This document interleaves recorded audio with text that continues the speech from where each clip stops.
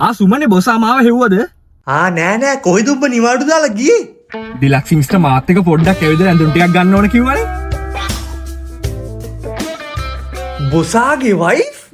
ඉතින් පොඩ්ඩක් එක්කන් ගියා. ඔයාට මම පෙන්නන්න මගේ ගෙදර එන්න. ඉතින් හාෆ් ඩේ එකක් දාලා යන්න තිබ්බනේ. නෑ මචං හවසත් මම මේ පාර ලැප්ටොප් එකක් ගන්න ගියා. ඉතින් ගත්තද? ඔව් ඒස එකක් ගත්තා. සුපිරි ලැප් එක මචං. පිනුම දැකලා මෙයාටත් එකක් ඕන වුණානේ. අන්තිමට දෙකක්ම ගත්තා. මෙට්‍රොපොලිටන් එකේ වොරන්ටිත් එක්ක දුන්නේ. හැබැයි උඹ ලොක්කට කියන්න යන්න එපා. ඇයි? යකෝ එතකොට මට ඔෆිස් එකෙන් ලැප් එක පාස් කරන්න ගන්නෑ. සුමන රත්න සර් කාත් එක දොච්චර කතාව. අනෑස මේ සානක එක්ක මිනිහ පොඩි බඩුවක් ගන්න ගිහිල්ලානේ. යකෝ පිස්සුද? කෝල් එක මම එක කියන්න එපා. මට නම් බයයිත් වගේ. මම හිතුවේ අසනීපයක් කියලා. මොනවද ඉතින් නිවාඩුකුත් දාලා ගිහින් අරන් තින්නේ?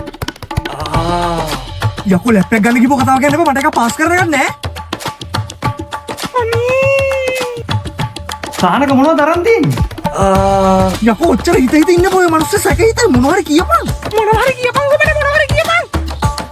සුමනේ මොනවද කියපන් මූකලම් බස්ස කඩගෙන මොනවද කියලා දාපන් කොයි මිනිහට. සුමනේ බල්ලෝ හිතන ඕනම දෙයක් කියපන් ලැප් කතාව වලින් හිත ඉන්න එපා. සුමනේ සර්ගේ වයිෆ් එක ඇඳුම් ගන්න ගිහින් තියෙන්නේ.